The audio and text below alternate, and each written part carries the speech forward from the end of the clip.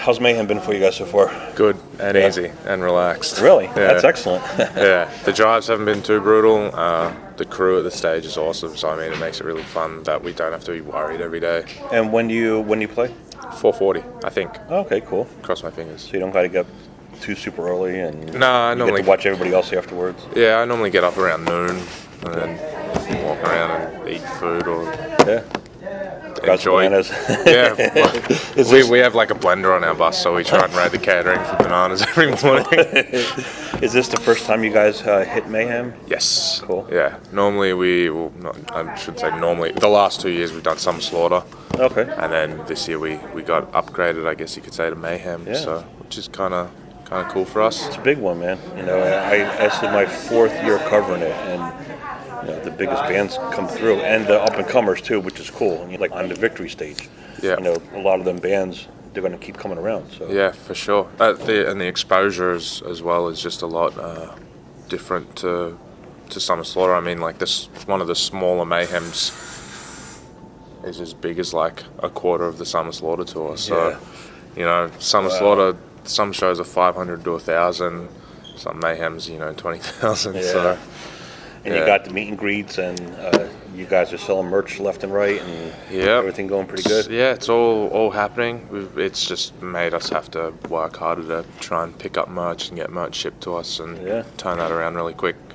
I mean, yeah, we did pretty well the first week, a lot better than I thought that we would. So it kind of changed my projections, I guess, for the we tour. We need more now. Yeah, it's pretty much what happened. You know, I think it's the second show my merch company's in Ohio and Cleveland, but my merch rep lives in like out towards San Bernardino. He came out to the show. He's like, "How's it going?" I'm like, "We need more merch." Wow. Yeah, it's a good thing, man. Yeah, so, keeps food in the blender, you know? Yeah, for sure does. Holy War came out June 29th. What are you playing in your set off that album? Holy War, Lightbearer, and Coffin Dragger. Lightbearer, I can honestly tell you, man, I listen to that song every day. Awesome. It's just, I've recently lost 30 pounds. I've been working out, trying to get into shape finally. And, it's just one of them songs that just, you want a good workout? Fucking put Lightbearer on.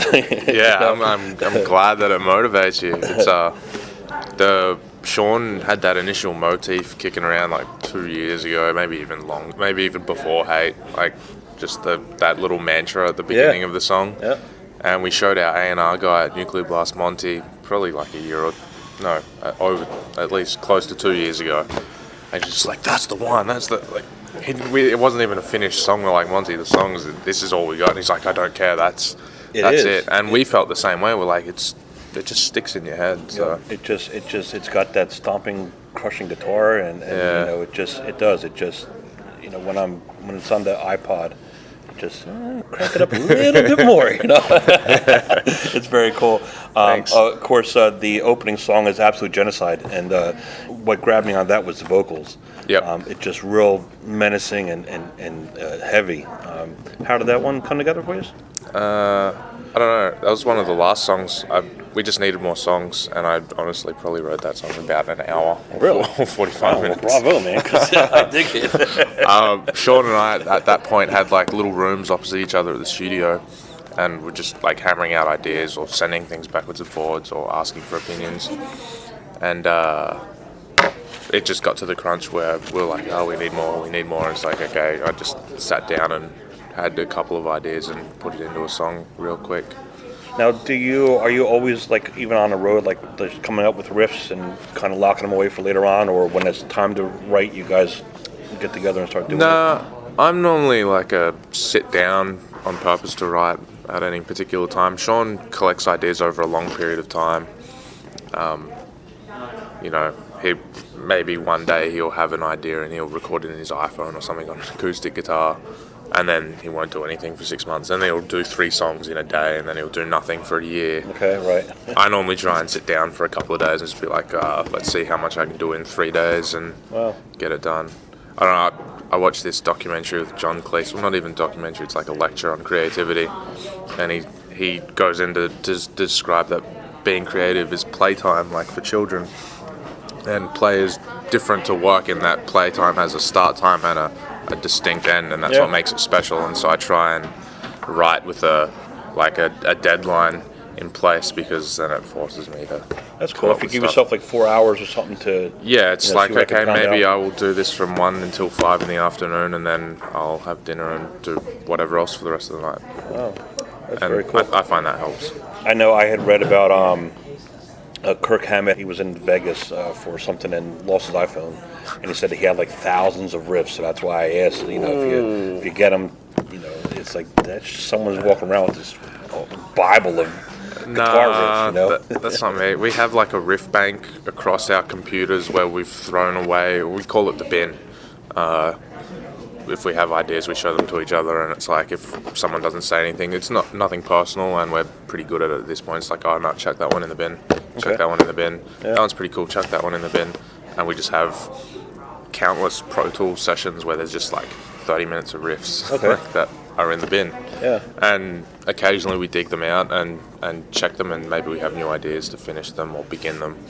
But generally we don't revisit them, they're just there. That's pretty interesting, because I'm assuming if you have like 1 or 2 more songs necessary, maybe you hit that bin and say, let's go in there and see. Yes, there's actually one that's in the bin, a full song at the moment, that's got a couple of riffs that we've had for nearly 5 years. Wow. There's this kick pattern that Lee played like probably 5 years ago, and it turned into a riff, and then it turned into a something, and now it's at the end of a song that's probably going to get released next year. That's crazy. I mean, and I've heard that by many times, but like, oh yeah, that's that riff I wrote, back on my porch 5 years ago or whatever. Yeah. That's kind of cool. Yeah, I maintain that the good ones you shouldn't have to record because you probably remember them, and I guess it's worth noting that one riff is something that we've just played at soundcheck for 5 years. Okay. So we're not conscious of the bin and going back to it. But yeah, we've had ideas that ended up in the bin that we always stayed like around the band and at soundcheck or line check or after the show when we're mucking around. That's cool. Yeah, hopefully we get some vocals down on it. Maybe on this trip, maybe in a few days even, and then cool. Maybe we'll release it next year. One of the songs on Holy War I really dig is Delivers to Evil. Of course, just the title's pretty cool. Not Delivers from Evil, Delivers to Evil. I'm glad that you get that, because and it's like heavy as balls, but being I get so many albums come to me, and so when I'm looking through one, I go through titles if I'm just going to pick different ones, so Delivers to Evil, I'm like, let me check that one out. That sounds pretty fucking cool. It's I think maybe one of the heaviest songs on the album. Thanks. Very, very cool guitar work. Really dig it, man. That one's pretty crazy. That's a Sean DeLanda song. Except when it says "Deliver Us to Evil," he had this other riff in there that I hated. And I told him that I hated the song, and he's like, "No, it's sick." And when I live in New Jersey most of the year, anyways. Oh, cool! Very cool. So the band went home, and I sat there and doctored it and took a breakdown and then made that the chorus. Okay. Thought that was a little bit catchier than what it was. Because now when he says "Deliver Us to Evil," it's really heavy. Yeah. Before it wasn't heavy at all. It was really upbeat, and I just didn't feel it at all. It is because it kind of gives it that punch the way it is now. Hits when he says "Deliver Us to Evil." And that's one of our, at least my favourite lyric writing devices is taking Bible stuff and prayers and kind of. It's metal, man. I mean, flipping come on, that's that. Yeah. It's a good at evil. And a little twist, Yeah. That's pretty cool.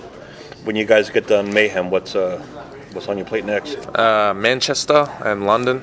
Cool. We do 2 shows in the UK. Just kind of to launch the record, I guess, in the UK. We have a big tour that goes through Europe and the UK early next year, and it's got a pretty extended radius clause, which is basically when you do a tour, sometimes they don't want you to play close to where you will be playing. Okay. Normally it's 1 month or 2 months. This one was 6 months before they didn't want us playing. Wow. So I was lucky because the band that we're doing the tour with are friends of ours, and I asked them for a reprieve, hey, our album just came out, let us go and play just a couple of small little shows. So we're doing those. We're doing a couple around Germany, the Netherlands, maybe Belgium, and then a couple of festivals. Okay. Then the band gets 1 month off, which is rare for them. And what are you going to do? You going to come to Jersey or? I will be between Jersey, where I work / my offices are, and Minnesota, where my family lives. Oh wow! Very maybe cool. my baby. I have a baby coming in September, so hopefully congrats, it comes. Man, first. Yeah, first for man. me. And then You think touring you don't get sleep? Wait till the baby comes. I'm a pro at not sleeping. Trust me. But the baby's due on September 25th, and I guess I can say it now because it's going to get announced Monday Australian time. We just got confirmed as direct support for Parkway Drive in Australia. Oh wow, they're coming through in a couple months here. Yeah. Yeah, very cool. I'll have to check. If so, I'm gonna go see that because I got interviews. I'm gonna miss you guys today. So yeah, my son's a big fan. So we'll have to come through. Oh wow, that's fucking cool. Yeah, but we just announced 2 weeks ago. I think they're playing Electric Factory or some shit. Maybe. Wow, very cool. Catch it. Baby's due on September 25th. Yeah. Confirm the tour. First dates in Australia, September 23rd. Called my partner. I just confirmed in another tour for the year, and she's like, "Oh, awesome, cool. When is it?" Like starting date September 23rd. Phone just hangs up. Oh, that's what they call doghouse. Yeah. Well, lucky I'm still on tour. I just don't have to go home. Maybe she'll forget by then. Wow. Oh, that's crazy, man. Yeah. Well, they have. Well, I haven't cried in a long time. I cried 2 times in my life, and that was when both my kids were born. Both the kids were born. It's insane. Yeah. So hopefully, I don't know. It's tough, man. Yeah, I've tough. Talked to my sister who's had 2 kids. I was like, "Yo, you can get an injection that'll bring it forward a week or 2, can't you?" She's like, "I don't see why not. You can pretty much design your baby now." Pretty much, yeah. It's like I don't even want to know what sex it is. Actually, I find out today, I think. I mean, you wait 9 months. Today, I find out tonight.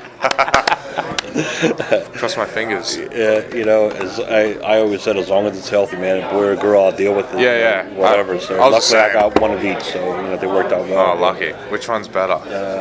I'm recording, so I'm not going to say. I love you both. Damn. But congrats, man. Thanks. So hopefully, if you guys come back through with the Parkway Drive, I'll have to check you guys out, man. Yeah, it'll be good. Very cool. I appreciate it.